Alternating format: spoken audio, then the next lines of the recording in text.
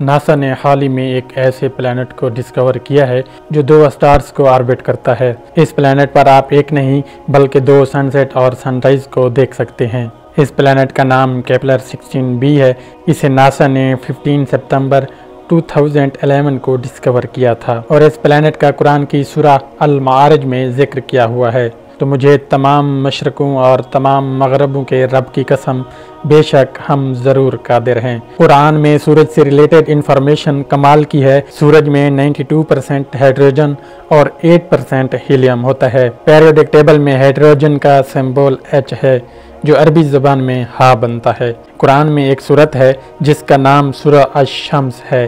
اس سورت کے نام میں شمس کا مطلب بھی سورج ہے۔ اس پوری سورہ میں 15 آیتیں ہیں اور ہر آیت ہا لفظ پر ختم ہوتی ہے۔ قرآن کی یہ واحد سورت ہے جس کی ہر آیت ہا لفظ پر ختم ہوتی ہے۔ یہ سورہ قرآن کی 91 سورہ ہے اور آپ یہ جان کر حیران ہوں گے کہ سورج بھی یونیورس کے بننے کے 91 ملین ایئرز بعد ہی بنا تھا اور زمین اور سورج کا کم ترین فاصلہ بھی 91 ملین مائلز ہے جو کہ اس سورہ کا نمبر ہے۔ یہی نہیں، زمین اور سورج کے درمیان کا ایوریج ڈسٹینس 15 کروڑ کلومیٹر ہے اور اس سورہ میں ٹوٹل آیات بھی 15 ہی ہے۔ اسی طرح سورج کے کور کا ٹیمپریچر بھی 15 ملین سیلسیس ہے، بالکل جتنی اس سورہ کی ٹوٹل آیات ہیں۔ کیا کمال ہے۔ 1915 میں آئنسٹائن نے جرنل تھیوری آف ریلیٹیوٹی کو لکھا۔ اس تھیوری سے سائنٹسٹ نے یہ ڈسکور کیا سپیس کو موڑا بھی جا سکتا ہے، یعنی کہ سپیس بینڈ ہو سکتی ہے۔ یہی بات اللہ نے سورہ الانبیاء میں بیان کی ہے۔ یاد کرو جس دن ہم آسمان کو لپیٹیں گے جیسے فرشتہ نامہ اعمال کو لپیٹتا ہے اور ہم دوبارہ اسے ویسے ہی پلٹا دیں گے جیسے ہم نے پہلے بنایا تھا۔ ہمارے اوپر ایک وعدہ ہے اور بے شک ہم ضرور یہ کرنے والے ہیں۔ 2006 تک انسانوں کا یہی ماننا تھا کہ انسان کے بال سفید صرف بڑھاپے کی وجہ سے ہوتے ہیں، لیکن قرآن نے یہ 1400 سال پہلے بتا دیا تھا کہ انسان کے بال صرف بڑھاپے کی وجہ سے سفید نہیں بلکہ کسی شوق کی وجہ سے بھی سفید ہو سکتے ہیں۔ پھر تم اگر کفر کرو گے تو پھر اس دن سے کیسے بچو گے جس دن بچوں کو بوڑھا بنا دیا جائے گا۔ قرآن کا یہ سیکرٹ بھی کمال کا ہے کہ جب ایسٹروناٹ سپیس میں جاتے ہیں تو سپیس ان کی آنکھوں کی ویژن کو بلر کر دیتی ہے اور وہ ڈیپتھ پرسیو نہیں کر پاتے۔ سپیس کئی ایسٹروناٹس آنکھوں کو افیکٹ کرتی ہے۔ قرآن نے اس کا سورہ حجر میں ذکر کیا ہے، اور اگر ہم ان کے لیے آسمان کے دروازے کھول دیتے کہ وہ دن کے وقت آسمانوں میں چلے جاتے تاکہ وہ دن کے وقت اس پر چڑھ جائیں، تب بھی وہ یہی کہتے کہ ہماری نگاہوں کو بند کر دیا گیا ہے۔ اور سائنٹسٹ نے یہ ڈسکور کیا ہے کہ انسان کی موت کے بعد اس کی ہڈیاں لوہے اور پتھر میں تبدیل ہو سکتی ہیں۔ اسے پیراڈائز فوسلز کہا جاتا ہے۔ قرآن نے اس کا ذکر 1400 سال پہلے ہی کر دیا تھا۔ قرآن کی سورہ الاسراء آیت نمبر 49 میں کہا ہے کہ انہوں نے کہا کہ جب ہم مر جائیں گے اور ہماری ہڈیاں ریزہ ریزہ ہو جائیں گی تو کیا ہمیں دوبارہ زندہ کر کے اٹھایا جائے گا؟ تم فرماؤ کہ پتھر بن جاؤ یا لوہا۔ یہ جان کر آپ حیران ہو جائیں گے۔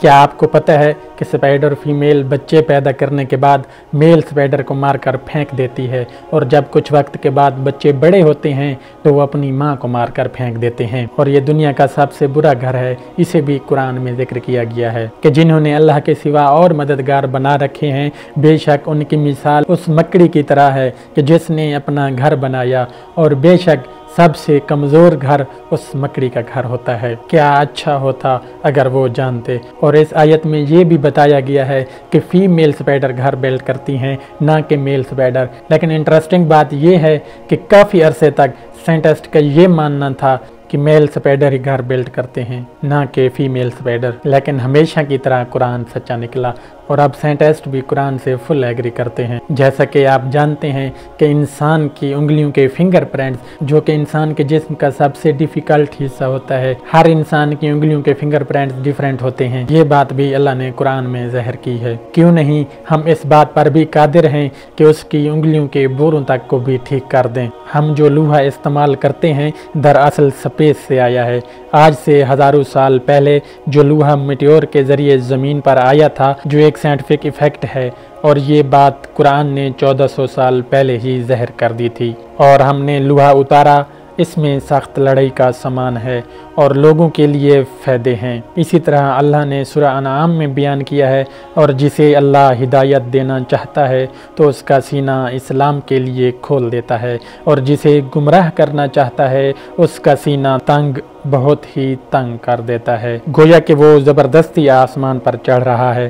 اسی طرح اللہ ایمان نہ لانے والوں پر عذاب مسلط کر دیتا ہے۔ اس آیت پر غور کریں تو یہاں لکھا ہے اس کا سینہ بہت ہی تنگ کر دیتا ہے، گویا کہ وہ زبردستی آسمان پر چڑھ رہا ہے۔ 1400 سال پہلے یہ کسی کو پتہ تھا کہ جب انسان آسمان پر چڑھتا ہے تو آکسیجن کم ہونے کی وجہ سے اس کا سینہ ٹائٹ ہو جاتا ہے۔ کیا آپ کو پتہ ہے سمندر کی کور تک سن لائٹ نہیں پہنچتی؟ سن لائٹ سمندر میں 200 میٹر تک ہی پہنچ سکتی ہے، لیکن اگر یہ سچ ہے تو سمندر کی ڈیپ میں جو جانور ہیں وہ آخر کیسے زندہ رہتے ہیں؟ اس کے بارے میں قرآن میں اللہ کا فرمان موجود ہے کہ اللہ سمندر میں وہاں بھی روشنی دیتا ہے کہ جس جگہ انسان اپنے ہاتھ کو بھی نہیں دیکھ سکتا۔ سائنٹسٹ نے یہ ڈسکور کیا ہے کہ سمندر کی ڈیپ میں ایسے آرگنیزمز ہوتے ہیں جو لائٹ کو پروڈیوس کرتے ہیں، انہیں بایولومینیسنٹ کہا جاتا ہے۔ ہم جو پانی استعمال کرتے ہیں اس دنیا کا پانی نہیں ہے، آج سے ہزاروں سال پہلے میٹیور کے ذریعے یہ پانی دنیا میں آیا ہے، اور یہ بہت سی جیو کیمیکل اسٹڈی سے یہ پتہ چلا ہے کہ کاش لوگ پہلے قرآن پڑھ لیتے۔ قرآن نے اسے بھی ریویل کیا ہے، اور ہم نے آسمان سے زمین پر ایک اندازے کے مطابق پانی اتارا اور اسے زمین پر ٹھہرایا، اور بے شک ہم اس پانی کو لے جانے پر بھی قادر ہیں۔ یہ ہے ریسیٹ نبولا۔ اسے 17 سینچری میں برٹش اسٹرونومر جوہن فلامسٹیڈ نے ڈسکور کیا تھا۔ یہ نبولا بھی اللہ نے قرآن میں ذکر کیا ہے۔ اور پھر جب آسمان پھٹ جائے گا اور گلاب کے پھول جیسا سرخ ہو جائے گا جیسے سرخ چمڑا، اسی طرح انسانوں اور حیوانوں کے جسم میں کروموسومز کی تعداد کو بھی اللہ نے قرآن میں بتایا ہے۔ قرآن کی سورہ زلزال میں لفظ انسان سے پہلے 46 لفظ آتے ہیں کہ انسان کے جسم میں کروموسومز کی تعداد بھی 46 ہے۔ اسی طرح اس سورہ میں لفظ بندر سے پہلے 48 لیٹرز آتے ہیں، اور بندر میں کروموسومز کی تعداد بھی 48 ہے۔ اور اس سورہ میں شہد کی مکھی سے پہلے 16 لیٹرز آتے ہیں، اور مزے کی بات یہ ہے کہ اس شہد کی مکھی میں کروموسومز کی تعداد بھی 16 ہے۔ اس سورہ میں لفظ گھوڑے سے پہلے 64 لیٹرز آتے ہیں، گھوڑے کے جسم میں بھی کروموسوم 64 ہوتے ہیں۔ اس سورہ میں لفظ اونٹ سے پہلے 74 لیٹرز آتے ہیں،